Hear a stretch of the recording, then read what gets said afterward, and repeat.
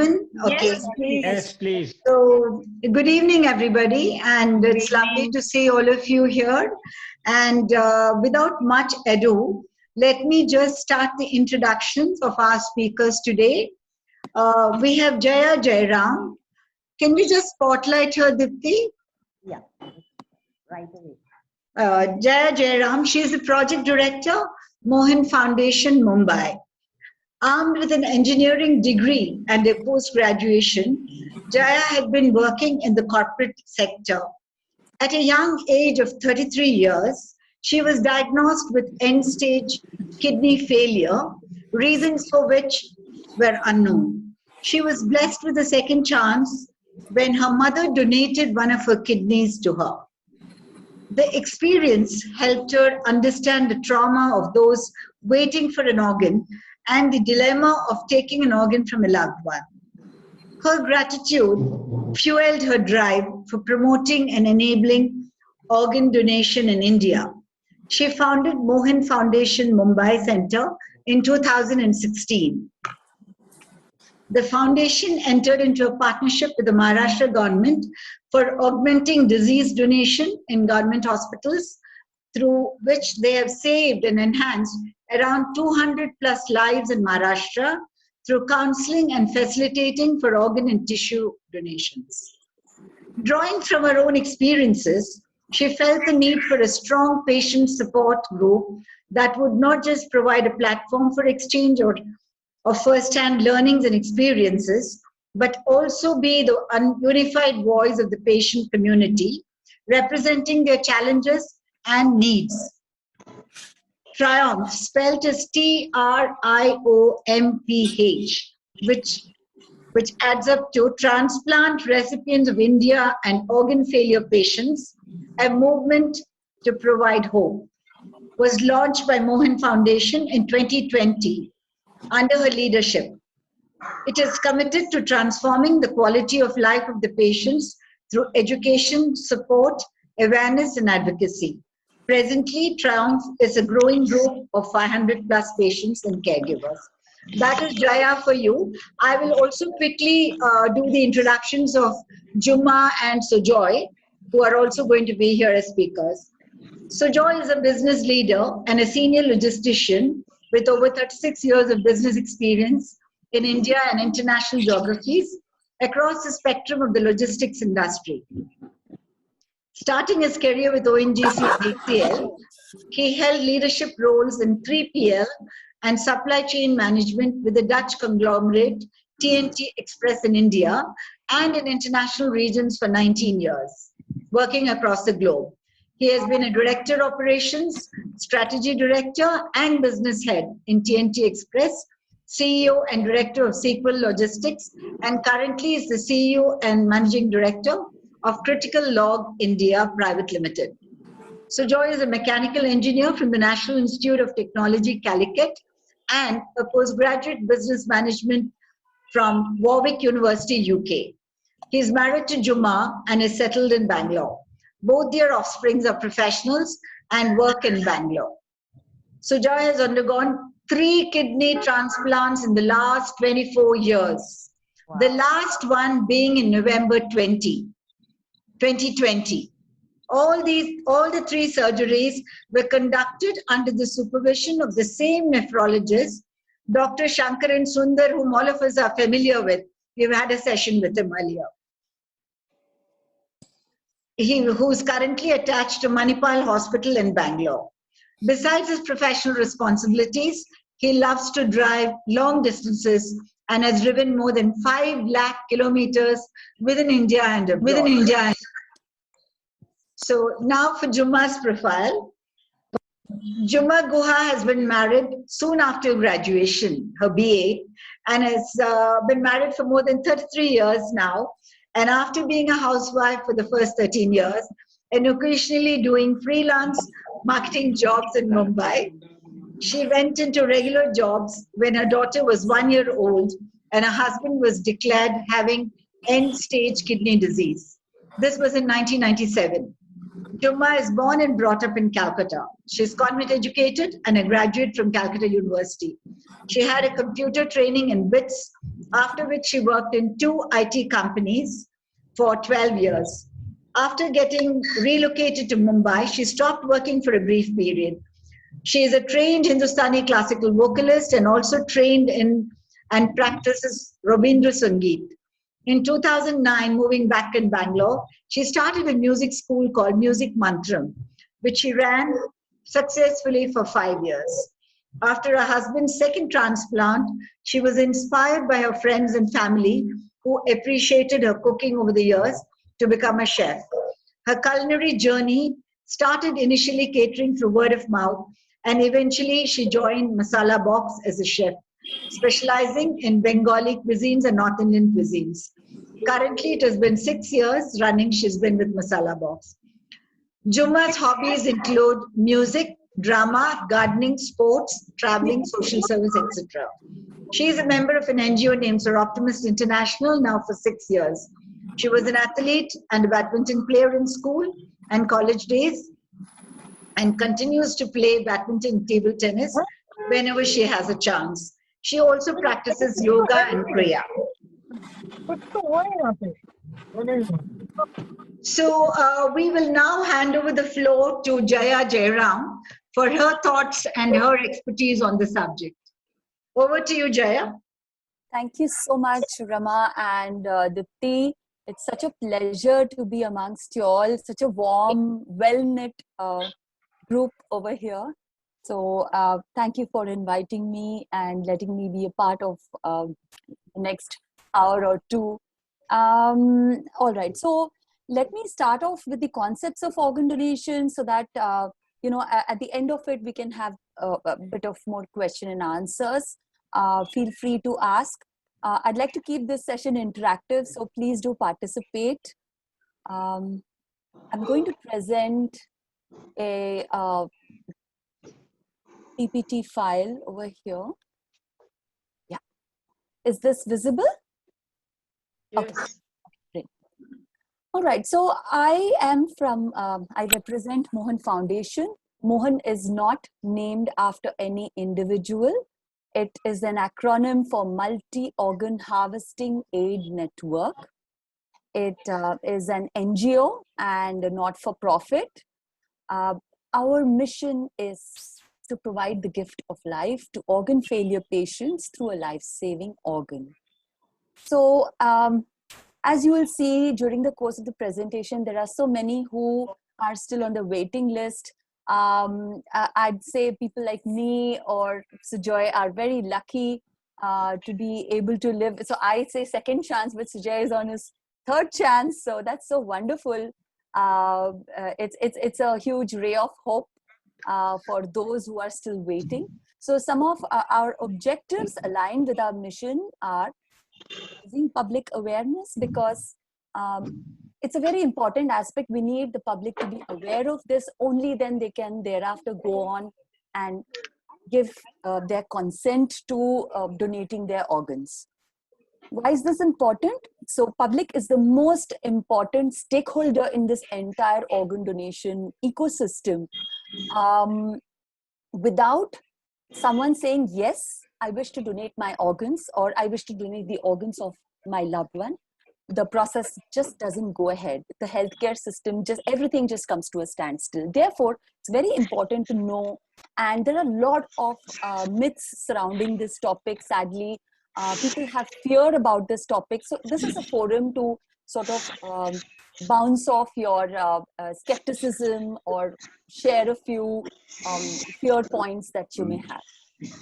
Secondly, and very importantly, it's very important to take the healthcare professionals along.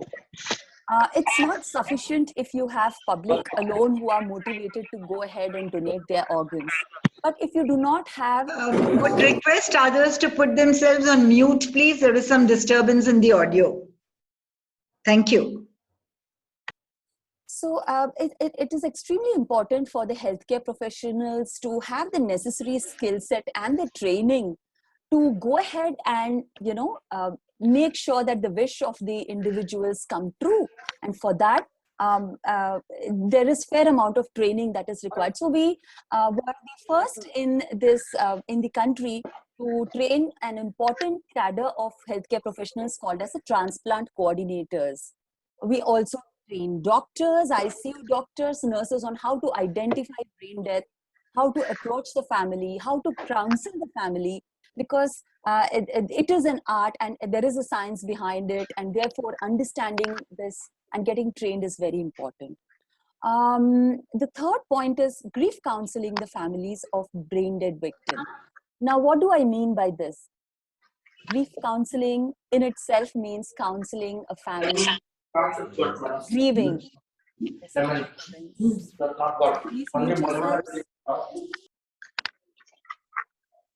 Yeah, thank you.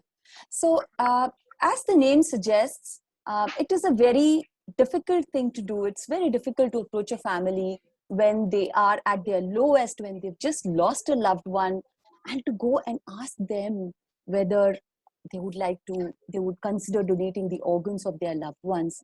It is perhaps the most difficult things to do, and yet our trained counselors do this very difficult job.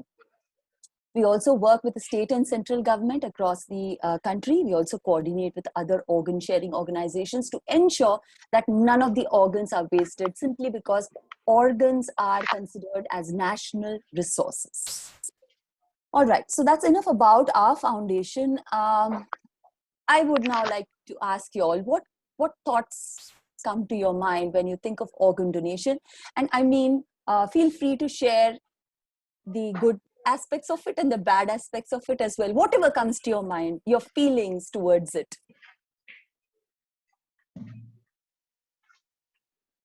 Jaya, sorry to interrupt you here. I'd like to welcome Dr. Shankaran Sundar, who has also joined us today. Dr. Shankaran Sundar, as you all know, is one of the leading people who do kidney transplants, and we're very happy to welcome him here. Thank you, Dr. Shankaran. Yeah. Thank you. It's a pleasure having Jaya and Sujoy and Juma and Reema here. Actually, I'm sort of accidental guest. I just saw the program and I decided to barge in. So sorry for being the... No, you're a welcome visitor. Thank you. Sorry to the bull in a China shop. No, it's such a privilege to have you here, Dr. Sundar. Okay. Anyway, take care. I'll be there. I'll be listening to all of you. Take care, ma. Okay, dear. Bye.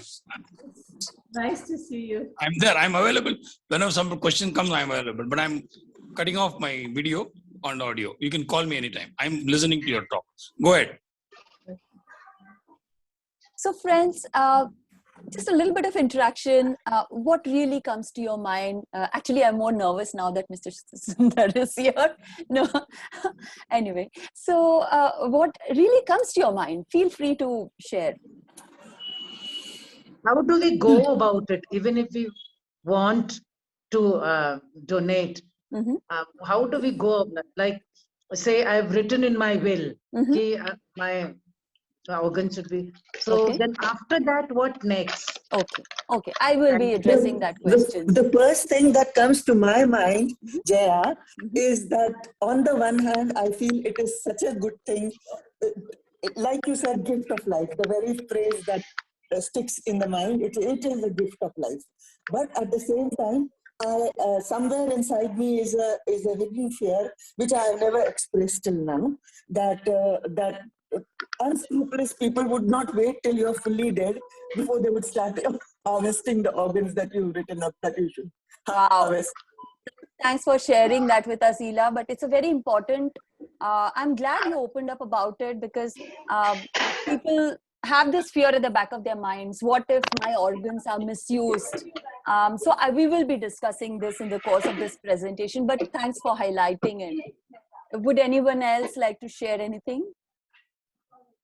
Yeah, I would like to share that they say that the organs should be used as early as possible, because otherwise they become useless. So how do we get in touch with people as soon as the incident, suppose I die, so immediately how does my family get in touch with whom to get in touch with? You know? Right. So Dr. Laura, thanks for sharing, asking the question. We will be taking the questions at the end of it, and I will be covering this aspect as well. What I'm trying to ask at this point in time is, like Ela shared, do you have any fear? Is there any skepticism about it? What do you feel? Do you think it's wonderful? Are you afraid? Are you scared of talking about organ donation? I just want to hear your thoughts on that. I think it's a wonderful thing to do. Whatever is no longer of use to you, if it can give somebody a life, I think it's the most wonderful thing to do. So I think going forward, like we all know about the eye donation, right? Which we've all, I mean, in fact, we have all pledged. But what are the other things also that we can, do? Because if it's going to make somebody else's life better after yours, why not? Sure. You know? Thank you for sharing that, Nalini. Yeah. So, so we've seen there are obviously people are very positive about it, but there are some knowledge gaps without which that people are sort of holding themselves back. So over the next half an hour or so, this is precisely what I'm going to do. I'm going to discuss various concepts, the processes, and how do you go ahead if you so wish to pledge your organs. Jaya, I have one last thought before you get onto the subject. Whilst we all talk about organ donation, donating a kidney or part of your liver or eyes or heart or whatever. I mean, why not we strongly advocate the theory of donating your whole body? Take whatever organ is useful, So it is a complete Including thing. the You skin. have a choice. Yeah, absolutely. So, Rama, as I would like to put it, eye donation is a fairly popular concept, that's because the eye donation campaigns, awareness about it was started at least 20-30 years prior to organ donation. Organ donation is a relatively newer medical advancement. Thanks to a lot of celebrities talking about eye donation, celebrities like Aishwarya Rai campaign or Amitabh Bachchan, it's a fairly well understood and it's a fairly normalized concept. However, organ donation, there's still a lot of gaps in the minds of people, and so that's why awareness workshops like this become very important. So we hope to address the gaps in your mind, and thereafter. So just me coming and telling you that go ahead, pledge your organs, donate all of your organs is not going to help. It's something that you need to own. You need to, think, the thought needs to come to your mind. You need to discuss with your family members, and thereafter it becomes your decision. So this needs to be enabled, and that is precisely what we are trying to do over here. So moving on, what is organ donation? In simple words, organ donation means it is a process of removing the healthy organs or tissues from either a living or a dead person so that it can be used in another person who is in dire need of it, whom we call as the recipient. So please, if you look at the words, I have highlighted the words healthy, because if the organs are not healthy, they are of no use to anyone else. So it's very important that we take care while we live, while we are alive, we take care of these organs and preserve them, not misuse them or abuse them. And even when we are no more, we can leave these healthy organs for somebody else. Okay, so this very broadly is organ donation. Now we are going to go a bit deeper into the concepts. So tell me, is there an age limit for organ donation? No, there is no age limit for organ donation. Anyone at any age can donate their organs. Okay, so we've had even 85-year-old person's organs being donated. We've had a few hour-old babies' organs being donated. So what is important at this stage is the family members must be willing to consent. they must be willing to donate the organs of their loved one. So there is no age limit. Anyone at any age can donate, provided the organs are healthy enough. Okay. Now, there are two types of donors: living donors and deceased donors. Let me cover the living donor a bit. Living donor, under living donor, the government has created two categories: immediate blood relatives and other than immediate blood. So near relatives and non-near relatives. Okay. So why do you think the government has created this segregation of near relatives and non-near relatives? Any thoughts on that, please?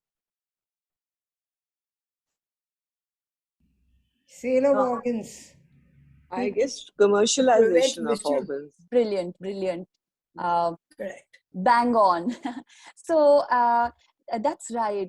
Whenever an immediate blood relative or a near relative is wanting to donate one of the kidneys or a part of the liver, it's obvious that the person is doing it out of love and affection, wants to see their loved one alive, back to normalcy. That's the reason why they are donating. But if it's a non-near relative, so what is the definition of near relatives? Spouse, parents, children, siblings, grandparents, grandchildren. Okay. So if any of these category of relatives wish to donate, then the process is relatively simpler. The legal clearances are quicker, faster, and they can end up donating the one of the kidneys or a part of the liver. However, if it is a non-near relative, like a friend, or a distant relative, like an uncle or an aunt or a cousin, the government or the missionary, they basically want to know more as to what is the intent behind this. Is there an exploitation? Because clearly buying and selling of organs is illegal. So this is the biggest fear. And we know that India has been, unfortunately, we've seen a lot of scams related to sale of kidney. And this is why it's very important to know the intent of the donor, and that the donor is wanting to donate without any pressure, psychological pressure, or any other pressure. So once these things are sort of investigated and put in place, the donor consent is there, then they can go ahead and donate the organs. Before I go to the deceased donor, I'll just share with you what are the organs that can be donated by a living donor. One of the kidneys, a part of the liver, a portion of the lungs, and a portion of the pancreas can be donated by a living donor. However, portion of the lungs and pancreas, this doesn't happen in India. It does happen in rest of the countries. In India, a living donor can donate one of the kidneys and still be healthy and normal. A part of the liver can be donated, and still the donor can lead a normal life thereafter. All right, now let's go on to the other type of donation, that is deceased donor. Okay, so I'm going to, before we go on, I'm going to share with you all that in India, we normally think that death means the heart comes to a standstill. The heart stops beating, and thereafter the organs can be donated or the tissues can be donated, right? However, please note that there are two types of death. Did you know that? So there are two types of death. One is the cardiac death, circulatory death, which we normally understand, where the heart stops functioning. There is another type of death called as brain death, wherein the person's brain permanently stops functioning. Okay, so this is a very important difference. Please note this, please know this, because the knowledge of this will be very useful in understanding as to why a brain dead person's organs can be donated. Okay, so now I'm going to talk to you all first about cardiac death. What is cardiac death? When obviously when the heart stops functioning, the heart stops beating. This can happen at home, this can happen on the road, this can happen at work, pretty much anywhere, or in the hospital for that matter. So now when the heart stops beating, it stops pumping blood. When it stops pumping blood, do rest of the organs remain healthy? No. So the rest of the organs do not remain healthy. Then can they be donated to somebody else? No, right? So in cardiac death, the solid organs such as the heart, lung, liver, kidneys, pancreas cannot be donated because they are no longer healthy, because the blood circulation has stopped. So what can be donated are the tissues. What do I mean by tissues? These are the tissues that can be donated. Eyes or the corneas, the skin, bone, heart valves, all of these can be donated after circulatory death or what we call as cardiac death. Eye donation is something which can happen even at home. Okay, so similarly, skin donation is something which can happen even at home. There are skin banks, there are eye banks. So remember, tissues can be stored. So there are tissue banks or eye banks or skin banks in which they can be stored. The corneas can be stored up to say 15 days to a month. Skin, bones, heart valves can be stored up to 5 years. How wonderful is that, right? This is technology. So, any of us, if the time were to be up, we should know, therefore, that at least the corneas, skin, bones, heart valves can be donated. Eye donation, skin donation can be done even at home. All they need to do is get in touch either with the eye bank or the nearest skin bank, or in case, it's fairly hassling for the families to be coordinating for all of this. So at Mohan Foundation, we have a toll-free helpline, which is a 24/7 helpline. So we take calls round the clock, and this is precisely what we do. When families reach out to us, we sort of coordinate, we check with the family, okay, where is the body located, which is the location. We then coordinate with the nearest eye bank, nearest skin bank, and also keep the families informed. We look at what are the circumstances of the person expiring, what is the condition, and thereafter, we even advise the family. Like, for example, if someone's been just, recovered from COVID or COVID positive, in such cases, eye donation, skin donation is not possible. So we sort of assess, we get the basic information from the family members, and thereafter we coordinate with the eye banks and the skin banks. So please note this in mind, that in cardiac death or circulatory death, the organs cannot be donated. What can be donated are the tissues such as the cornea, skin, heart valves, bones, etc. Corneas and skin can even be donated at home. It takes them, the eye bank, someone will come for retrieval of eyes at home, and they will take about, say, half an hour for the procedure. Similarly, skin can also be donated. Please note that skin is only taken from the back and the thighs and the legs. It is not taken from any other part of the body. So there is no disfigurement whatsoever. All right? And it is very... Jaya, just a question here. Those who've had cataract, can they donate eyes? Yes, they can. Okay, because it's the cornea that we are talking about. And what's most important is that the cornea must be in good condition. And so the cataract is something else. So yes, they can donate. That's not a big... Jaya, one more question. How many hours after death can these be donated? I was just coming to that. So remember that within 6 hours, the tissues must be donated, and beyond 6 hours, even these become useless. Okay.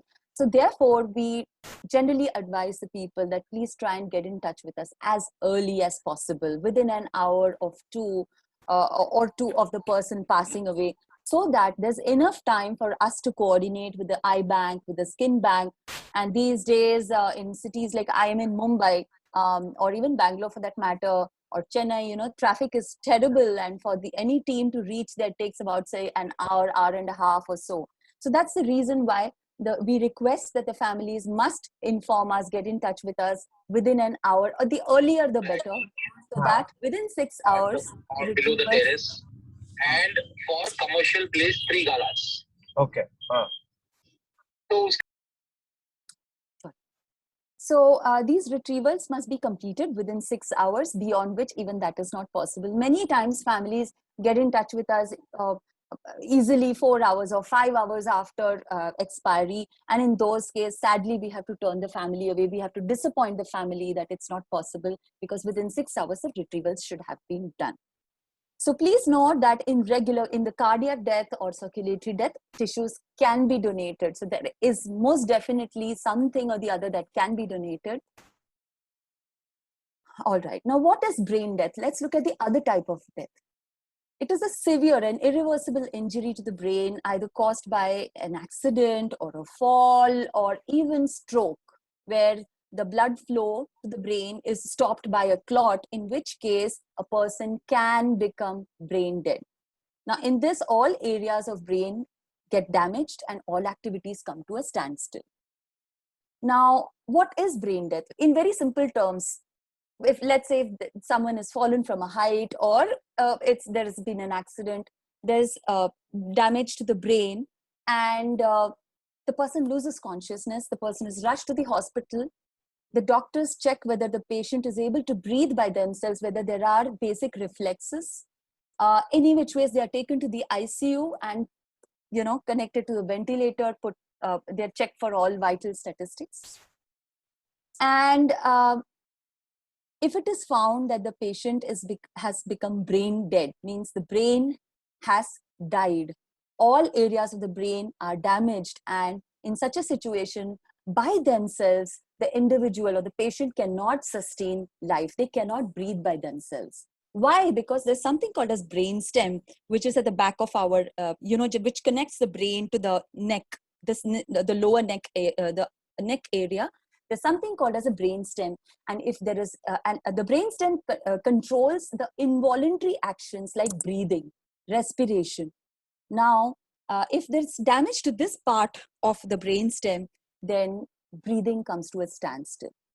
Now, how is it different from coma? Okay, remember that brain has basically two parts. The upper part is the cortex, and the lower part is the brain stem.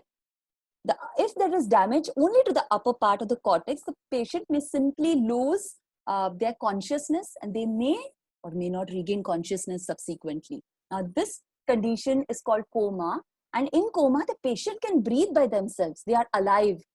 So a patient who is in coma or a patient who is in a vegetative state is very much alive. They have not died yet. And they are just in that particular condition. They may or may not regain consciousness subsequently. However, if there is grievous injury to the brain stem, and then in that situation, the breathing also comes to a standstill. Breathing is obviously something which is vital. And if the patient is not able to do that by themselves, then the blood flow stops to the brain. Rest of the areas of the brain also get damaged. And in this situation, the person cannot be alive. The person dies. Brain death is death.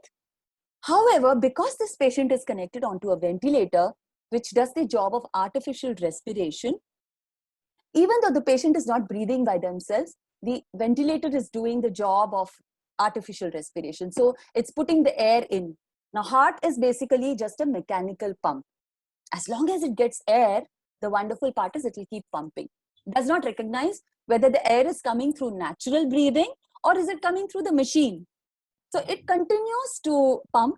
It continues to supply blood to the rest of the part of the body, and which means the organs, rest of the organs like the kidneys, lungs, pancreas, all of them remain healthy, even though the patient is dead, even though the patient has died because of brain death.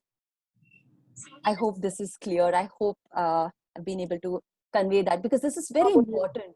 The important. So, can I ask a question? Can we take the questions at the end, please? Yeah, sure. Thank you so much. So in brain death, the patient is no more. The patient has passed away. However, the rest of the organs continue to remain healthy for a few more hours or a few more days at the most. Now, in this situation, the family is approached. First of all, the doctors check, they confirm, there are confirmatory tests, there are legal procedures to be followed. Sorry. So, there are legal procedures, there are tests which are done, there are confirmatory tests. So these tests are required to be repeated after minimum gap of 6 hours. So once it is confirmed that this patient is brain dead, now in that situation, the family members are then approached by the doctors and by the transplant coordinators, and they are then counseled. Now, imagine the family members have never heard about brain death. When they are looking at their loved one, they can see the patient is still breathing. They're still connected. So what if they're connected to a ventilator? The heart is still beating. The patient is still breathing. So the family is invariably in denial. They just cannot accept it because they just don't know that there is a concept called as brain death. So in this situation, it becomes very difficult for the family to come to terms that their loved one is no more. And invariably, they end up refusing to donate their loved one's organs. However, if they are aware of this concept of brain death, if they know this, then they know that brain death is definitive death and no one can recover from it.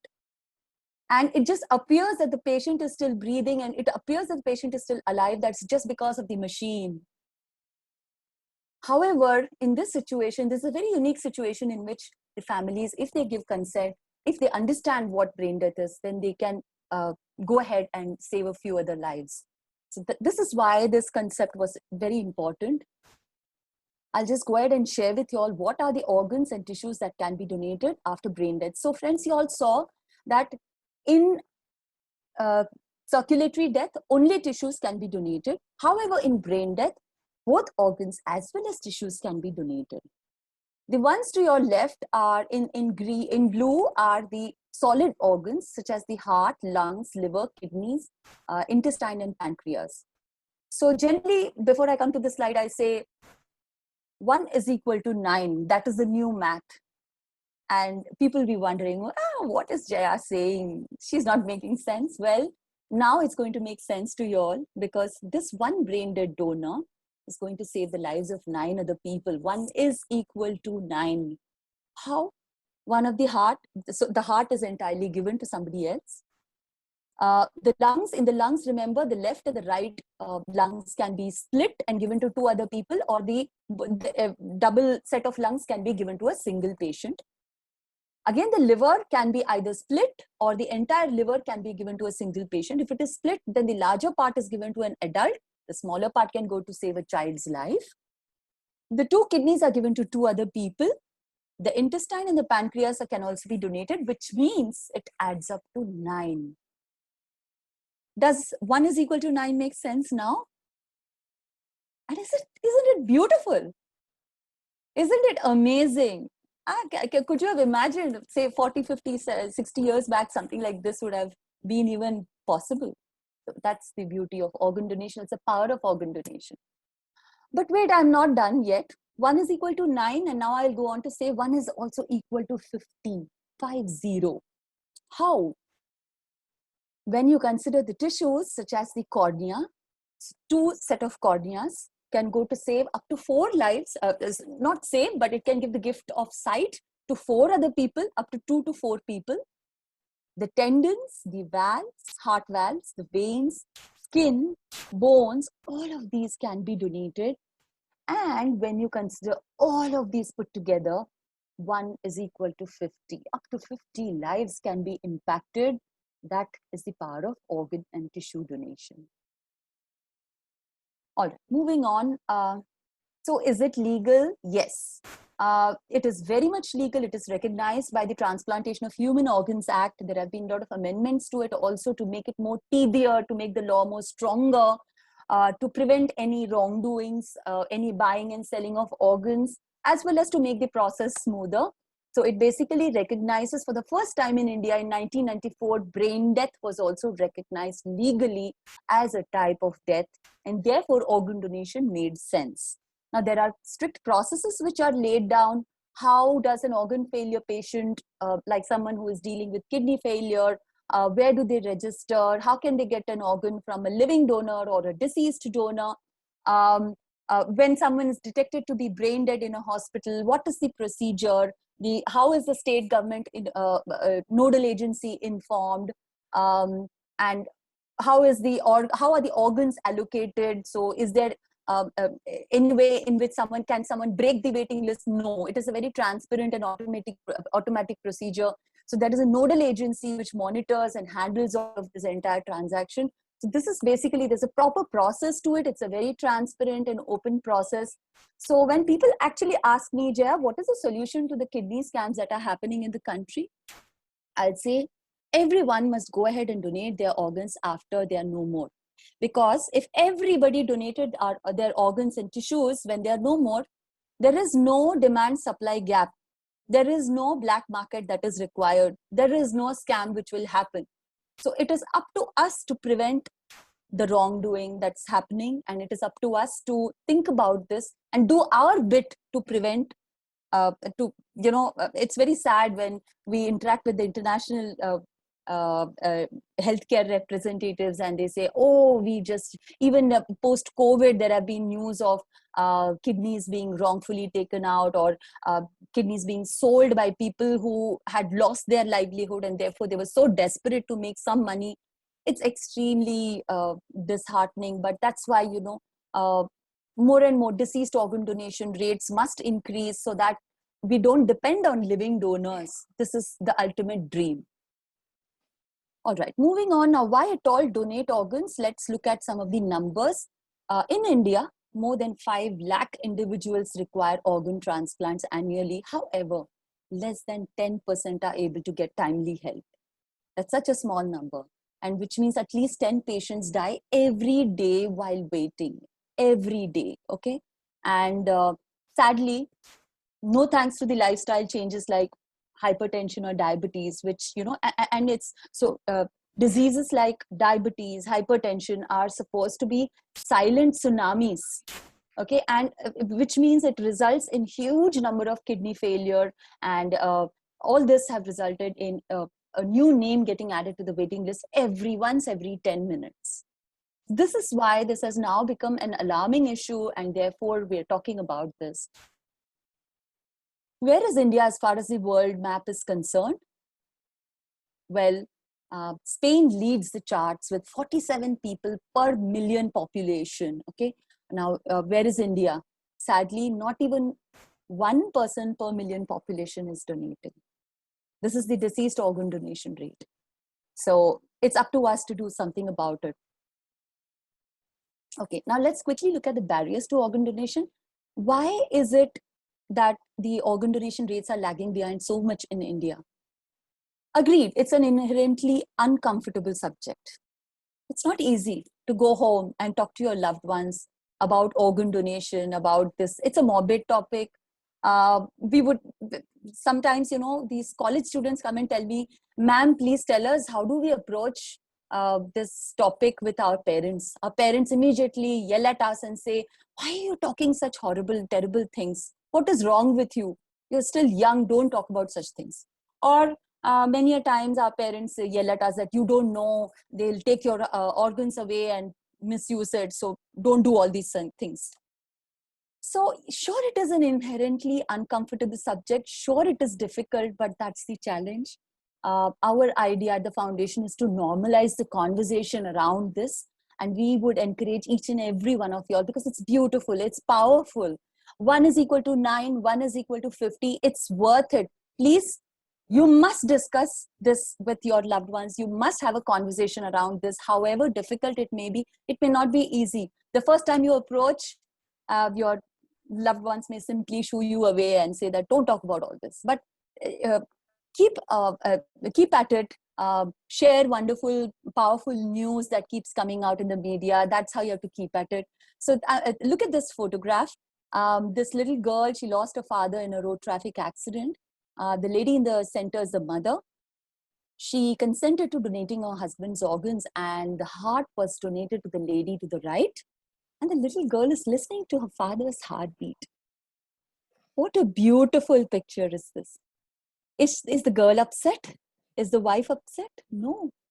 It's amazing. Can you feel the energy of this photograph? I love this photograph, and that's why I like to share it with you all. The family heals quicker. They know that they've done something beautiful. Their loved one has left behind a legacy. And therefore, it's really not uncomfortable. It should be something that we must take up at our homes, because ultimately, remember that while I'm alive, it may be an individual wish, but when I'm no more, it becomes a family wish. It's pretty much up to the family members to carry out our wish. All right, now some of the myths and facts, I'll very quickly rush through them. If the family agrees to donation, then the doctors will not try hard to save the patient. No, that's just not true. Many people say that, no, if I sign up for the donor card, if the doctor sees my donor card, then they'll try and remove my organs. So not true. The doctor's job is to save you when you have walked into his room, and not someone else's life. So it really doesn't work that way. So please remove that thought from your mind. It's a myth that the donor family will have to pay more money to the hospital if they agree to consenting to organ donation. Please remember that the law very clearly says that the minute the family gives consent to donating the organs, either the hospital bears all the cost, or the government will bear the cost if it's a government hospital. But surely the family members, the donor's family, will not be charged a single paisa thereafter. However, they will have to bear the cost of whatever expenses may have been incurred up to that point for treating their loved one. But beyond that, not a single paisa has to be charged to the donor family. What if I recover from brain death? No. Now, brain death, like I shared with you, it's a permanent death. No one has recovered from brain death. It's a permanent degradation or a deterioration of the brain, and the cells actually liquefy, the brain cells actually liquefy, because of which it cannot be reversed by any medical procedure. Therefore, please remember that brain death is actually death, and the organs cannot survive brain death. I am not even going to discuss this with y'all. If I donate organs in this life, then will I be born without them in the next birth? Well, it's up to y'all to, think about what happens when what happens to the organs when the body is cremated or buried. So the physical body really does not survive death. When the body is burned, the organs become ashes. When the body is buried, it simply becomes food for worms. But effectively, what you've done is you've wasted them, when they had the power of saving 9 people and touching the lives of 50 others. Therefore, please think about it, and I'm not going to discuss this anymore. All right. This is a very genuine fear.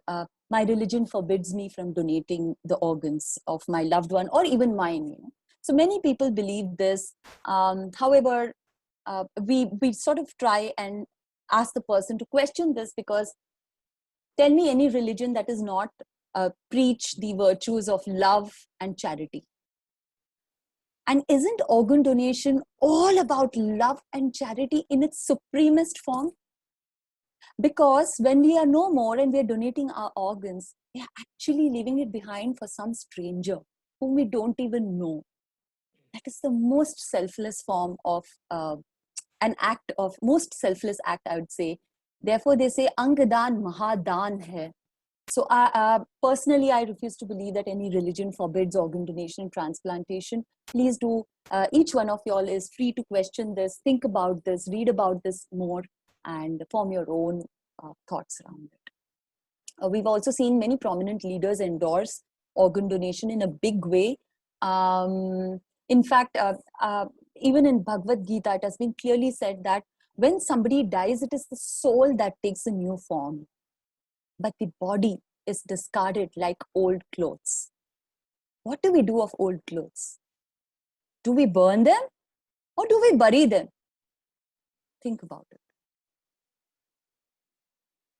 The last myth, organ donation mutilates the body. No, it's a myth. Organ donation does not mutilate the body. Remember that whenever a donor, the organs are retrieved from the body, there is a single incision that is done right from up to the neck, below the neck, up to below the navel. The organs are very respectfully removed. It's sutured back, stitched back, and the body is thereafter handed over back to the family members with all due respect and honor. In fact, you would have seen even in those WhatsApp forwards and all, many hospitals put together this honor corridor, wherein as the donor is being wheeled into the operation theater for the retrievals, all the doctors and nurses, they sort of line up the corridor and pay their respects, because this donor is a hero. And that is how the family members are also treated. In fact, in our experiences, we've had, I would like to share this experience with you all. I hope we have the time. I'll quickly share it with you all, sorry. So there was this laborer whose son sort of fell from a construction site. From the height, he fell down. He became brain dead very sadly, and his organs were thereafter donated. We counseled the father and he agreed to organ donation. The organs were donated. And you know what the father said? He said that जीते जागते तो इतना हमें किसी ने पूछा नहीं, लेकिन मरते मरते आप लोगों ने उसको राजा की तरह विदाई दे दिया. Means he was sent off like a king, and I am very happy that I agreed to this decision. So that's how the donor families are treated, and the donor is treated like a hero. There is no mutilation whatsoever. So how can you get involved? If you think, yes, things are reasonably clear in my mind, I think I like it, how can you get involved? Take the pledge, discuss this with your loved ones. This is very important. Even if you haven't signed up for the donor card, it's fine. No worries. But still, have the discussion at home so that when the time comes, your loved ones can then reach out either to the doctors or to the hospitals or to us. And thereafter, we can help the family and the individual's wishes come true. Okay. So this is our donor card. Now, why do we promote this donor card? The donor card is not a legal document, to be very honest. The donor card is merely an expression of wish. It's a very symbolic thing that we do. Now, why is this done? This is done simply because it is a tool or an instrument for the family members, for initiating a discussion with the family members. So when you have a donor card, it also carries our toll-free helpline on the front side. So we've had many families reach out to us 10 years later, 20 years later, and say that my father had signed up with your organization. He always carried the donor card in his wallet, and we are now reaching out to you because we want his wish to come true. And thereafter, we've helped the family donate whatever has been possible. So this is how the donor card becomes an important tool, and that is why we encourage you to sign up for the donor card. You can go online on mohanfoundation.org, and on that, over there, you will get it. It takes not more than 2 minutes of your time to fill up the form. It will be emailed to you. Please print it out, laminate it, just like this lady is holding it. And the toll-free number is on the front side. Have a discussion with your loved ones at home. Tell them about your wish. Tell them, show them the donor card, and carry it in your wallet at all times. Okay. So this is how you can also do your bit. You can also help raise much needed awareness. You can become a volunteer with us. We have volunteer engagement programs. You can become a life member with us. For the students, we encourage them to take up internships with us. This is our toll-free number. You can also get it online. Just do a Google search, Mohan Foundation, and you'll get the toll-free helpline as well. Thank you very much. I will end my presentation over here. Just wanted to also share that I'm very grateful to my mom, my mother, who donated one of her kidneys to me to make sure that I'm alive. Otherwise, I come from a very different background. I used to work in the corporate world. I used to work for Raymond Limited in the treasury. Thereafter, I joined my father in our family business. So I'm actually in no way connected to this field. I am not a medical professional, but what drives me is what I went through. In 2009, my kidneys were found to be failing, and it was a very difficult phase. It was a very difficult time for not just me, my entire family. I'm sure Bijoy and Juma will also agree to that. It's a very difficult phase where there's a lot of confusion, there's no clarity. But at that point in time, my mother volunteered. My entire family was behind me, but my mother was a good match. She donated one of her kidneys to me. 2010 is when I had my transplant. It's been, 11.5 years now, and I'm doing well. Touch wood. My mother is doing well too. She's my superwoman. She's my hero. She's always been my hero, but a little bit more. Thank you so much. I'll take the questions at the end. Over to you, Rama. Thank you, Jaya. That was really a very informative session, and a lot of our doubts have been dispelled. And I think all of us are now dying to sign up the form. I mean, left to each one, of course. But I think it's a marvelous information and marvelous thing that we can all do. So we will now quickly go over to Sujoy and Juma, and at the end of the session, we will take our question and answer session. Before Sujoy comes in, I would like to say I donated my mother's body and I for donation. And I would say, even if somebody is dead, their body can be donated for research. And Jaya was saying 1 is 50. Actually, in my opinion, I donated my mother's body to a medical college which trained doctors. So one body can train 100 doctors. 100 doctors in their lifetime would at least save thousands. So 1 is to 1 lakh, according to me. So that is Wow. my take. That's wonderful, Doctor. Thank you. Yeah. Thank you. So, Juma and Sujoy, over to you, please. Sujoy, you go first. Yeah. Well, I am not. Dr. Sundar is here, which is giving me some hard times because he used to call me for the troublesome patients he used to have and say that if Sujoy lives, you will surely live. Having said that, good evening to everybody. It's a pleasure to chat with all of you and give a live feedback of what we have gone through. I think the first transplant that I went through was in 1997. Yeah. And that was an unrelated donor at that point of time, and it was allowed because government hadn't brought in those restrictions at that point of time. And subsequently, when it failed again, and I must admit that I have taken life a bit more lightly, if I can use that word. It's definitely a gift, and there's no doubt of it, that when you receive something which has failed inside you from your loved ones, and it kind of gives you a second chance, third chance, first chance, whatever. It should be kind of respected and maintained well. Well, Dr. Sundar knows that I never miss my medicine. My medicine has become a part of my life, and that's something that I never miss. But then, hey, I have 5 kidneys now, which probably no one has around us, at least. I've heard people have done up to 7 transplants, but I think for Dr. Sundar, I'm the 2nd one. So every Second one, the third, with third, with 3. 3 transplants. So, so life for me hasn't really changed. You know, there are people, and I've seen them, who fears to leave after such transplant and have changed their lifestyle and have changed their whole way of looking at life.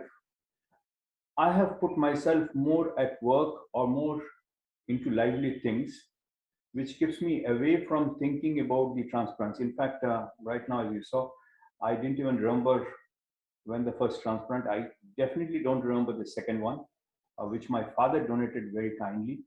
The last one was a year back. It was in last November, and I've more or less forgotten about it. So I would rather, like Jaya mentioned, and it was a beautiful presentation, the ways and means of doing transplants and donating, and that's you know, that's something next to probably God, that you're giving something off from your body, which is making someone else alive or making them full. But for the one who is receiving it, they should not only maintain it, but sometimes, you know, go into some form of either depression or change the lifestyle.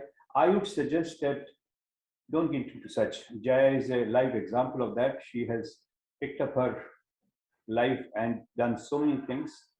Similarly, at the age of 51, I started creating a company which is now flourishing across the country, and gives livelihood to almost 700, 800 people.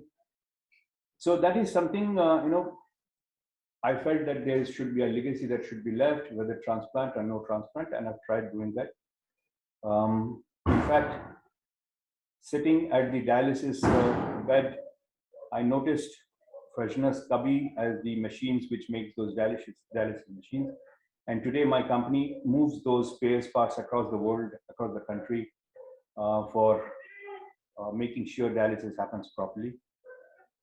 So in summary, I would say that I have put in vigorous effort to kind of live the life that I've got as a gift. Juma has been there through and through these 37 years, actually. We were married in 36. 36. No, 36. Almost 37. Yeah, forgot. Okay, but long enough time. And she has been there as a backbone. She had been there as a backbone. Now she's, I carry one of her organs, which makes the bond even more stronger, I guess. This is something that my father passed away, but before passing away, he had donated, and all of these have been done under Dr. Sundar's supervision and advice. So right from 1997, he has been my doctor, and I'm thankful to him. In fact, he has come into our office, given a similar kind of, like Jaya did, similar kind of presentation on organ transplant, organ donation, and kidney donation. And it was a huge hit among all the head office members. So I'm thankful. I treat him almost next to God. So I think with that, I will hand over to Juma. If there's any question that I can take. Yeah, all the questions can be put in the chat box, and you can say the specific question is for Sujoy or Jaya or Juma, please. Thank you. Right. Yeah, well, initially when it started, we were quite shaken by it. We had no idea that the kidney is such an important thing in the body. So initially there was some hiccups, but when we came to know, and Dr. Sundar has helped in a lot of ways during the first transplant, because there were rejections and there were trying times then, where I think we had a lot of worries and stresses. But finally, when we, when we were into the second transplant, I think we were much, we knew the ways of it. Like it wasn't, although his father was very sweet to donate, and he was maintaining his health very well, so he was able to give at the age of what? 74. 74. So it was nice of him. But, Sujoy and myself, both are very positive people. We hardly, like when the crisis comes, we tackle it and then we forget about it, just like that. Like it's a normal life for us. We enjoy life as we can, and go ahead with that. And similarly, like he said, we just after transplant, he had COVID. That was a bit of a scare. But we overcame that, and once he was on his toes, we were going out, we were driving everywhere. We just, as the pandemic, opened up a little, the places opened up, we just ventured out. So it's like that. I think because of that, it was much, we could, we haven't taken it as a problem as such. Like the transplant never hit us. We were very positive in every way that we will overcome this and go ahead. So it was a learning every time, no matter. And Sujoy is not a very good patient, mind you. Dr. Sundar can elaborate on that. But, like we are all okay now. That's what matters. Okay, that's all, I think. And I was, like when we were expecting that it might, the second transplant would last around 10, 12 years, but it lasted for 14 years. And so we were expecting there will be a third transplant. So I was all prepared for it. So that's about it. That was interesting to hear your version as a recipient and a donors, Sujoy and Juma. Yeah. And I think you have made it sound to us that it's practically a simple matter which can be tackled by anybody facing such a problem. Yeah. It's the mindset, like I've seen that I see the positive side of it, and it's not a big deal, Once you go through it, I think initially the few days of the surgery, anxiety. After that, it's okay. It's not, and that too, I had a laparoscopic transplant. Okay. So it was much simpler, and I recovered faster than him, and my other donors who were there before me. Yeah. Yes. One thing I do know is both of you are very, very positive. And I think with a positive mind, I think anybody can overcome any difficulty. That is very true, what you said. So thanks for that, Sujoy and Juma. Now, can we just move on to the question and answer session, please? So we have lots of questions here. So we will start from the first one. Arun Malhotra has asked, does Mohan Foundation take over the organs being donated directly at the time of death? Does your organization decide who the person to be donated to? So please note that no agency can go and take the organs. Remember that when the person is brain dead, the patient is already in the ICU, connected to a ventilator, which means the person is also inside a hospital in the ICU. So there are a set of doctors who will check whether this patient is brain dead, and thereafter the information goes to the nodal agency. Every state that has an organ donation program has a nominated nodal agency. The information goes there, and they decide as to whom the organs are allocated. No other agency have a role to play. No hospitals have a say in this. It is purely an allocation law that is followed, and they are the nodal agency, the state's representatives are the agencies who get to decide as per the allocation law. Okay. Now, the retrievals, once the allocation is announced, that is this nodal agency will now announce, like for example, since you all are all based out of Karnataka, there's a body called Jiva Sarthakate, which is essentially the nodal agency that decides this. And they will, once they announce the allocation, the heart goes to so-and-so hospital, so-and-so person who is waiting on the waiting list in so-and-so hospital, the liver goes to so-and-so patient. The teams from those hospitals will come to where the donor is. They will do the retrievals and they will go back. So it's between the hospitals. The nodal agency plays an important role of coordination. Neither Mohan Foundation nor any other NGO nor any other body plays a role in this, but we coordinate, we facilitate, we have our own counselors who counsel the family, and we work with the entire system. I think, Thank you. At this point, I think we must mention that regularly we're getting WhatsApp message. You also, one Sudhir has died and some 4 kidneys. It is going on for 4 years. Please don't forward such messages. And my experience is these messages are sent by agents. to get people to contact them. As you rightly said, it's an organization called the NOTO or SOTO, which does. The hospitals don't have any say in this.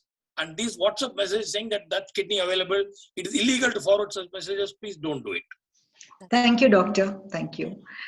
The next question from Ashok Gulati is there a centralized system? For 1 minute, I just want to inform Jaya that at least 2 of us are here from Pune. Just wanted to tell her that there are people from outside Karnataka also. So okay. So we have ZTCC, the Zonal Transplant Coordination Center, which is the nodal agency in Maharashtra. So I just thought, let me share that with you. So coming back to this question by Mr. Ashok Gulati, is there a centralized system of organ donation registration? This should help promote. I think you have covered this topic in your session, I think. But would you like to briefly touch upon it, Jaya? Yeah. So yes, the national registry is being put together of people who have pledged their organs. And this is the mandate of a body, national body called as NOTO, National Organ and Tissue Transplant Organization. All of us at the state level, or the government bodies at the state level, or the NGOs or the hospitals, all of us work together. Whatever pledges that we collect or we enable, we thereafter pass it on to NOTO. So it's a joint collective effort to construct the national registry of those who have pledged their organs. Similarly, there is a registry or waiting list of people who are waiting for organs. And that is controlled by the state level nodal agencies. And whenever there is an allocation needed, like say, for example, let's say there's someone who, there's a donor in Karnataka, but there are no, and the heart is, eligible for donation, but there are no takers within Karnataka. Should we let it go to waste? No. So there's a lot of coordination that takes place at the state level, at the regional level, and perhaps at the regional level, the body may decide to, the government agencies may decide to allocate the heart to, let's say, Chennai, which falls in the same region, So that is how a lot of coordination takes place, just to ensure that none of the organs are wasted. Sometimes you hear of intercity transfers. The organs are transported through something called as green corridor. How many of you all have heard about green corridors? Yes. Yeah? Yes. So these are special, the traffic signals are made green from the starting point to the end point, just to make sure that the organs are not wasted. Because remember that heart and lungs, they need to be transported and transplanted within 4 hours. 4 hours is really nothing, and beyond 4 hours, the organs sort of start getting damaged. So there is no bank in which the organs can be stored. For tissues, yes, there are banks, but for organs, there are no banks. So these are all very time bound, and it's like a race against time. So just to give you all an example, the heart and the lungs just gives us 4 hours. The liver gives us about, say, 6 to 8 hours, and the kidneys, I believe, is 14 to 20 hours. So generally, we don't see green corridors getting created for kidneys, but yes, for heart and for lungs, you will see green corridors getting created.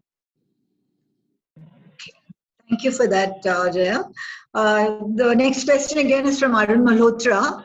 Can a recipient of an organ donate it further to the third recipient in case of his or her death? And the second part of the question, there's a second part to it. There are hundreds of unclaimed bodies that are required to be cremated by the government. Why does not the government legislate to take over bodies and place them for organ retrieval for research?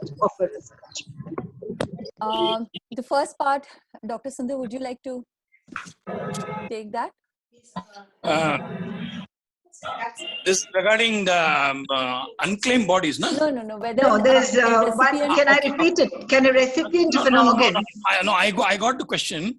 It has been done. In fact, recently also we had a kidney transplant patient who died with brain death, and his liver and organs were donated. It is possible. Earlier days they thought it's not possible. Yeah. So it is even possible to take somebody who's a brain dead transplant patient. The kidney can be taken and given to somebody else also. It has been done. Oh. And there is a term for that called explantation. You're actually taking It's called explantation. You take the organ from a transplant patient and put it to another person. It's called explantation. It is being done. It is done. It's The possible. point that I was trying to make was that let's suppose a kidney has come from a person to another person. At the time of death of this person, can the same kidney go to the third patient? Yeah. Well, that's what it's been done. It's been done. That's what I'm saying. They have done it. They have done it. But it's not common because most of the time, transplant recipients who die, they die with a kidney failure. Suppose they have died due to something else. There's no, the transplant kidney is still working. It is possible to take that kidney and put it in the third person. I know it's not very common, but it's been done. It's there in history. Historically, it is there. Evidence is there. Thank you, Mr. Sundar. Just to add to that, remember that when a transplant has been done on a recipient, they are immunocompromised. They have to take medicines for a lifetime, which sort of reduces their immunity. Their immunity is controlled so that the organ doesn't get rejected. So perhaps these could also have an effect on the organs, but nevertheless, at that point in time, like I told you, as long as the organs are found to be healthy, they can be donated. And on that note, I have also pledged my organs, and I'm hoping that when I'm no more, I can donate my organs, including the kidney which my mother gave to me. Okay. What about the next part of the question, Jaya? Yeah. So that's a very good thought, Mr. Malhotra. But invariably, let me share with you that in India, we are very scared of going into these areas when it comes to either unclaimed bodies or criminals, for that matter. Invariably, because remember that organ donation program is at a very nascent stage in India. Unclaimed bodies, mostly they're all, there's a law which says more than 48 hours, unclaimed bodies can be taken for organ, but those organs cannot work. So it has no relevance. The law is not, and once some body, as you rightly said, the body can be taken for, most of them, it goes to the anatomy department for medical college for the dissection other purpose. That's how, olden days we used to get in anatomy departments. These are unclaimed bodies, would come to the department of anatomy and then students would dissect. It would be used for that.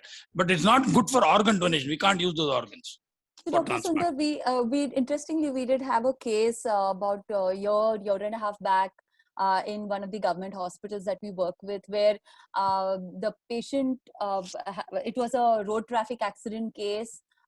Patient became brain dead, but the patient was unidentified.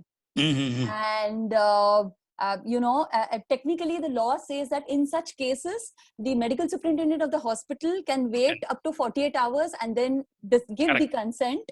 But we decided not to go ahead in this case. So these are very exceptional cases, but we decided not to go ahead simply because what if after a couple of days, somebody comes back and says, I am the relative of this person. Who gave you the right to retrieve his or her organs? I think that's a very valid point, because just in that question box, there is a question also. If a parent dies and there are two children arguing, so again, this is very different. This occurred actually in St. John's, where the wife had brain death. Husband was also injured and was in coma. The son actually gave the permission, because at that point of time, nobody was there. They thought the father is unconscious. When the father got back the conscience, he went against the hospital saying that my son is very young fellow. He has no right to give permission. But then the court went and said that at the time when the son gave permission, the father was not in what is called lucid interval. So the next of kin was the son. So these are difficult questions to answer. And normally we would like to play it safe, especially the media. Media is not for transplants or for you and me. They're always against negative news. They want the news that somebody has stolen kidney, somebody has sold the kidney. That makes sense, but not good news like what you and me are doing. That's the problem we have. In case of a dispute, who would be the next of kin? The son? No, unless it is by law. In your will, you can say next of kin is your spouse. But by and large, if somebody is married, it is the spouse which is next of kin as per law, not in the parents. If you're married, legally married, if you're divorced, no. So as even Human Organ Transplant Act, the next of kin is the spouse. Suppose there's no spouse, then it could be the parents, then it could be the siblings. So there is a system. Unless you are specified who will be the next of kin. Yes, the condition is of between a son and a daughter. Yeah. So that's what I will not take such a case because I know I will be sued. As Jaya rightly said, I've had this problem. Even for not organ donation, dialysis was not done for one ex-person. The son had given permission. Later on, after 3 years, the daughter from US suddenly came in and said, why did you stop dialysis? Show me the document. Because there was a dispute on the inheritance. The man was worth many crores. I didn't know that. So now I play it safe. I find out how many children are there. All of them should sign before any such decision is taken. It is not easy. The answer to that is very legalistic, but we have to play it to protect ourselves. That is more important. See, there is an act clause in the Human Organ Transfer Act. Anything done in good faith, if the judge is convinced, then it's okay. But how do you prove what is in good faith? That is the problem we have. Yeah. Just to add to that, Mr. Sundar, so I believe what we generally do is whenever there is such a dispute, we do not want the program to be hit or any negative backlash to the program because, like I said, it's a very nascent program. We want to build public trust. So, ऐसे cases में we don't go ahead at all. It's safer not to go ahead. I agree with you because if one bad news, the whole program can collapse. I don't know. It's about 30 years ago. There was a BBC program called Panorama, which actually based on similar to Robin Cook's story on coma, where organs are stolen. After that program, the entire cadaver program was lost for about 1 year. It took nearly a year for the British transplant program to pick up after one BBC program called Panorama on organ donation. So it can make a lot of difference. Yeah. I agree with you. Thank you for that. Dr. Bandana Malhotra has a technical question for Dr. Shankaran. Yes, Bandana, I don't know. She has not put the question. Yeah, ask her to talk to me. I just wanted to ask you, what about a person with long-standing autoimmune multi-organ disease? Can they donate? And if so, which organs can they donate? Again, see, autoimmune disease is a generalized term. There's something called systemic lupus erythematosus, which affects all organs. So even there, it may affect only the kidney. If the kidneys are affected, you can't donate kidney. But there are organs which could be normal, like heart. We have taken cases. So you have to find out which organ is working. So per se, autoimmune disease is not a contraindication. Because what happens, I'll tell you. Somebody who's got systemic lupus erythematosus, it is their own immune system destroying the kidney. Now you take this kidney and put it to somebody else, the kidney will work because their immune system will be behaving differently and they'll be on immunosuppressive drugs. So theoretically, it is possible for people with autoimmune disease also to donate if their organs are functioning. Whichever organs are diseased minus that. Correct. You're right.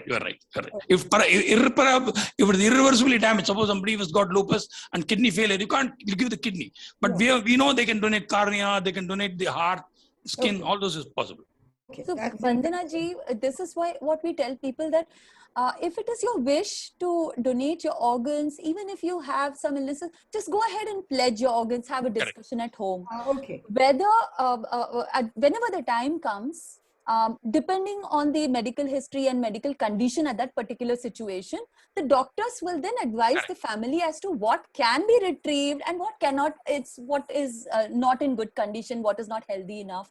So I think that's a very valid. See, my father had pledged his eyes for donation, but when he died, he had kept his eye open and his cornea was damaged. We couldn't donate. The eye bank said no. Similarly, my father-in-law wanted to donate the body to the medical college. We were all ready, but my brother-in-law, who is a very religious person, said nothing doing. He said when he was alive, he didn't do anything. But after dying, he wanted to do everything. He said, I cannot allow. So we didn't do. So I agree with that point that there are so many factors involved and we have to look at the sensitivity of the whole program. And for us, as you rightly said, the program is very important at this stage, not to get any bad name. So we have to go with that. Okay. Thank you. Thank you. Okay. The next question is from Veena Barua. She wants to know what is the definition of what type of death is old age? It is called natural causes, death due to natural causes. That's all we can say. Okay. Because old age, see, a lot of people live to 100 and 80. So how do you define what is old age? But by and large, they don't have any other factor which could cause death. In fact, aging itself is a natural process, So there is no clear definition, but definition of death is there. As Jaya rightly said, death when the heart stops beating That is one definition which was there before 94. Then we have death due to what is called brain death. These are called heart beating cadavers. When we say brain dead, we call them in technical term, or for the layman's term, they are called heart beating cadavers, so that the organs can be donated. So that is a different definition. Thank you, Doctor. Dr. Laura Nayak has a question. Can organs from cancer patients with metastasis be donated post chemo and post radiation? Again, I think that depends on type of cancer. Normally, if you see, cancers are curable. There are many cancers like it's curable, 5 years time is curable, and we know that there is no active disease. I think people have taken, but depends on the type of cancer, what type of cancer, how many years in remission. So these are things which, as Jaya said, the team will decide. We'll take an oncology opinion. Sometimes we even do biopsies of the organ to see whether any cancer is there and take it. That's what we would do. Actually, what is important is that the cancerous cells should not get transmitted to the recipient. This is very important, because otherwise someone who is, let's say, having kidney failure and who is waiting to receive a kidney, and imagine the cancer cells get passed on to him or her, and now he or she is dealing with cancer. So that's a very difficult situation to be in. So it's the doctors take utmost care to ensure that cancerous cells do not get passed on. And therefore, if the donor has, there's slightest doubt that there might be active cancer, they will simply refuse. They'll not go ahead. Therefore, metastasize means it's a difficult situation. But like Dr. Sundar said, if it is a localized cancer, or if it is something which is not spread, then yes, they might consider. Actually, see, we sometimes, inadvertently, despite all tests, there is evidence or record where cancers are passed from donor to the recipient in cadaver donation. The risk is there. So we are careful on that. Now, we are talking of COVID, whether to donate a person who's had brain death after COVID, whether to donate or not. But now I think there are literature now where even people who had COVID and brain death, organs have been taken. So this is still a new field, and we are learning every day. Okay. Thank you. The next question is for you, Jaya, from Vandita Rao. If someone requires kidney, will Mohan organization help as well? Yes, we do guide the patients on what are the options available to them. Like, for example, whether they have someone in the immediate family who is willing to donate, or if it's not a match, then there are other options called as swap transplant, or ABO incompatible transplants, or if there is no one in the immediate family who is eligible to donate or who is willing to donate, then they need to register themselves at the waiting. So this is precisely what we do through our helpline. We have this, it's basically an information giving tool where we guide the patients or their caregivers on what options they have, where can they register, where can they go, which part of the country are they calling from. So all of this information we do provide. Lovely girl. On the stage. Very bad. Oh, what was this cute girl's name? This auntie? Urvashi. Please mute yourself, whoever is talking. Yeah. Hello. Okay. Jaya? Yeah, you're done with that question? I think I've answered that. Okay, thank you. The next question is again to Jaya from Sheila Krishnaswamy. Does the recipient get to the top of the waiting list if it's a second time for him or her? Yes. So not the yes. So the way one can register themselves on the waiting list is depending on their medical condition. There are scores which are given. And like, for example, if someone is younger, let's say a 20-year-old as compared to a 65-year-old, the 20-year-old will get more points and they are given a higher score on the waiting list. Similarly, someone's waiting for kidney the second time round will get more points as compared to someone who has not had a transplant yet. Also, if someone is waiting for a multiple organ, like, for example, the liver and the kidney, or the pancreas and kidney, they do get a higher score, and therefore there are ways of escalating them on the waiting list. But yes, so there is a method to it, and as per this law, they are assigned a particular score. Dr. Sundar, you would like to elaborate on that? I think even we have a system where kidney donors are given preference. Somebody who's donated a kidney and they go on to have kidney failure, they go higher up on the list, they get some extra points. So there are points like that. Somebody who's got, vascular access problem where we say, they're not able to dialyze. So there are some criteria where it can be done, but it's done in a scientific process. It's not, people assume that just because you're a VIP or you're given money, it's, as of now, as far as I know, I don't think any such thing is being done. Absolutely, yeah. Okay. Thank you. The next question is from Abba. What is a laparoscopy transplant? Dr. Sundar. Okay, I can take that. I'm not sure. What is a laparoscopy transplant? So, I think Juma just had a laparoscopic. Yeah, no, Juma, but do you want to take that? Yeah, it's just that the probes are inserted in four places and an incision is made in the middle to take out the organ. The probes helped, to cut the kidney and take it out from a cut made in the abdomen. So piercing is done at 4 points near the kidney, and then those probes are taken in, and the kidney is cut and taken out from the abdomen. That's the minimum of incision is made. Small incisions. Yeah, as compared to what Juma just said. My mother had an open one. So at that point in time, so I'm talking about 2010. Those days laparoscopic was not so very well understood. So there was a huge incision that my mother had to undergo, and the kidney was removed. It took her a longer while to heal. She was in a lot of pain, but now they generally don't do it that way. They only have the laparoscopic one, like Juma just shared with you. And the recovery is faster. Yeah. Somebody's have got a question. Do you have a nodal agency in Hyderabad too? Yes. Every state will have it, I guess. Okay. Yes. It's called, the program is called the Jeevan Dan program in Telangana as well as Andhra Pradesh. And in Karnataka, it's Jeeva Sarthakate. In Kerala, there's Mritit Sanjeevani. In Maharashtra, we have zonal transplant coordination centers. So I'd say West and South are extremely active when it comes to the cadaveric organ donation program. North, living donation is far more, happening as compared to deceased donation. Sadly, the East, we don't see too much happening there. Hopefully, things will catch up over there as well. Okay. There's a question from Jesse Rodriguez. Can donors' legal hair nominate the recipient as per the wish of the donor or someone they know of? Sorry, I didn't get the question. Can donors' legal hair nominate the recipient as per the wish of the donor or someone they know of?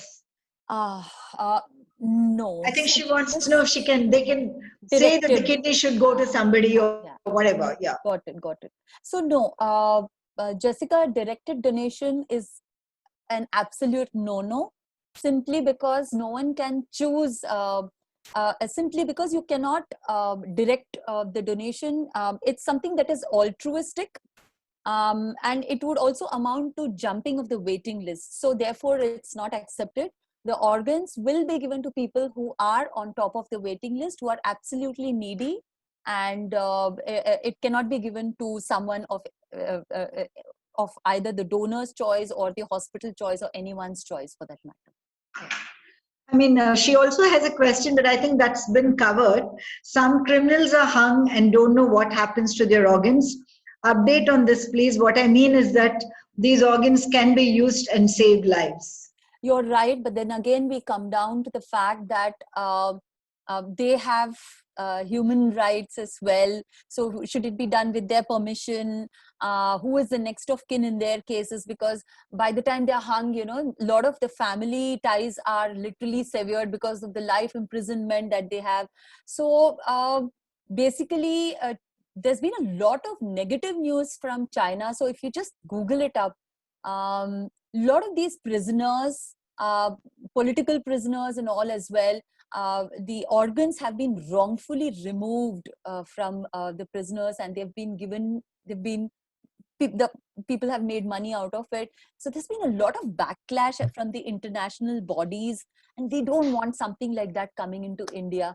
We are playing very careful. We're treading on broken glass. We want to handle this program very carefully, make sure that there is no negativity, there's no backlash, there's no loss of public trust as far as this program is concerned. Because if people lose trust, they will not give consent for organ donation. That's for sure. That's why we're just playing it safe. Therefore, criminals, unidentified bodies, unclaimed bodies, we don't want to get into that yet. Thank you. Yeah, can I just ask one question? One minute. So, just further up, follow up on the previous question, which you said that a person can't nominate somebody else to be the recipient. Now, in the case of a person like Jaya had got it from her mother, did she also have to wait in the queue to get the kidney, or mother was living? Yeah. So, like I told you, if it's from a living donor, then if it's a near relative, then it's an understanding between the two, and they can go ahead and do it. That's perfectly legal. But if I had had no other option within my family, I would have had to probably put myself in the waiting list. And in that situation, if there's someone who is known to me who that person has had a brain death, they cannot go and tell the authorities that I want my relative's kidney to be given to Jaya. Okay, understood. They cannot do that. Understood. Thank you. Okay, Arun Malhotra has a question. Can the wrinkled skin of seniors be transplanted to the young? Yes. And let me share with you. Yes, I'm listening. Let me share with you. Is it the dermis or the epidermis that gets? After ironing it out. No, I think it's the dermis or the epidermis. Yeah. Let me share with you that I recently coordinated for a 96-year-old gentleman's skin to be donated. It was beautiful. It was flawless. And the family was very proud that that flawless skin can go and save a few lives who are in need of it. He was 96. And at the age of 80, he had taken the pledge. Very proudly, the family has displayed, he was posing with the donor card, and they have made a big blow up photograph, and they have displayed it at their home. And so just to share with you that 96-year-old gentleman's skin was donated. The extended relatives who had come there, so actually they are my neighbors. So the extended relatives who had come there, they were asking so many questions when the retrieval was happening. Hall mein, they were sitting and they were asking, but if the skin is removed, then kaise lagega? Wo bahar se kaise dikhega? Pura haddi dikhega kya, and all that. But then after the retrieval, the body was brought out for everyone to see, and there was just nothing. He was wearing his t-shirt and that dhotar, because they were South Indian family, and they took him for cremation, and everybody was surprised. Can't even make out that the skin has been donated. But at 96 years, the skin is still not wrinkled. No, it surely had its wrinkles, but remember that only the topmost layer. So God has given all of us 8 layers of skin, and it is only the topmost layer of skin that is retrieved and given to the burn victims or acid burn victims to save their lives. So it is further processed, and thereafter it is stored. It can be stored for up to 5 more years. So yes, up to 100 years, even 104 years, because when that 96-year-old donation I coordinated, the first thing I did was call up the skin bank and ask, was that the oldest donor? They said, no, we had a 104-year-old donor who was the oldest donor of skin. Wow, that's interesting. Yeah. Okay, the next question is, what is the cost of getting a kidney if one is a recipient? So remember that none of the organs can be bought or sold. There is no cost, there is no price for the organ per se. But it is the procedure, it is the hospitalization and the surgery which costs money. At no point in time can money be charged legally in India for any organs, be it either from a living or a deceased person. And if it is charged, then it is clearly illegal, and therefore it's a no-no. Otherwise, we hear about kidney transplant cost is say 7 lakhs or 8 lakhs in a private hospital. So it is the cost of hospitalization, cost of the surgery, but never the cost of the organ per se. Yeah. So we're coming to the that's a real last question. clarification. Thanks a lot. Yeah. Sorry? Yeah. Okay, No, I just said coming to thanks the a lot. last question. What is the status from Juma Guha? What is the status of artificial kidney development program? Okay. So I don't know. We keep hearing, and right from when I was detected with kidney failure, I did a lot of research. I looked it up online, and it looked very promising at that point in time. But this was way back in 2009. There's a lot of news that keeps coming out, but till such time as it becomes a reality, there is no other option but a kidney transplant. But it's not far-fetched. Perhaps 10 years or 20 years down the line, or maybe 50 years down the line, they would have perfected this art of, the printing the kidney and then putting it inside the body. So we are hoping that comes out, but till that comes out, I guess organ transplants are the only option. Wonderful. It was a very interesting session, and it was a knowledge sharing session. And I'm sure we've all benefited from so much of your inputs, Jaya. And also hearing it live from the recipient and the donor also was knowledge sharing for us. And I do hope this will inspire a lot of us to do the right thing in our lifetimes. And thank you once again for the time. Could we have that telephone number again? Thank you. Yeah, the telephone number, I'm just going to put it up on the chat box. It's 1800-103-7100. It's been such a pleasure to be with you all. Thank you so much. Thank you. I'm always happy when there are a lot of questions, and I'm very grateful to each and every one of you for taking interest and for your active participation. Thank you, Rama, for making this happen. Thank you. Thank you. Thank you so much. Thank you, Jaya. Thank you, Sujoy and Juma also. Thank you, Jaya. Yeah. Thank you. That we could share. Dipti, you want to say anything, Dipti? Yeah, I mean, most definitely. I think it's been such an inspiring and moving session, Jaya. There were times I almost teared up listening to you speak with so much passion about this. And just to think that you're here with us today, making such an impact on so many lives, thanks to organ donation and thanks to your mother. It just speaks volumes of the concept in itself. And I genuinely believe Silver Surfers as a community must all become organ donors, and we will try and push this out as a community within our community.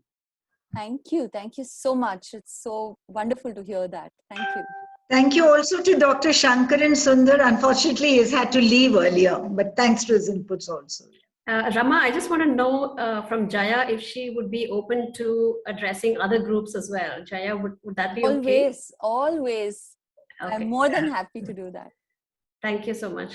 Thank you. Bye-bye. Bye-bye.